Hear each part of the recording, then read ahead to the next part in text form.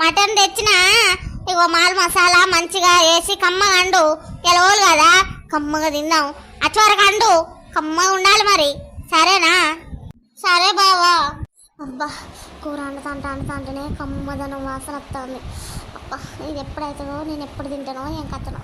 నాకు మటన్ కూర అంటే పాడమాయే. వాసన అన్న పిలుచుకొని ఇక్కడనే ఉంటా, అయినాక 2 ముక్కలు అసలు తింటా. పోయేటైతే అటే నాకు పానం బుద్ధి అయితే లేదు. నా మొగుడు వచ్చే వరకు బుద్ధి అంతా తిన్నాను అన్నది తింటాను.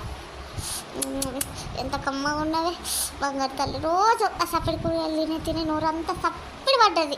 ఇవాళ అయితే పానం మస్తున్నది, హుషారున్నది, కమ్మ ముక్క. అసలే మటను కూరంలాగో దేవుడా. ఇంకా కూర అంతా అయిపోయింది. మొగుడు ఏమంటాడో ఏం కథను. పిల్లి తినివేయండి బావా అని చెప్తా. నాకేంది, నేను కడుపు నిండా తిన్నా మరి. ఊక బయట తినత్తలేడా?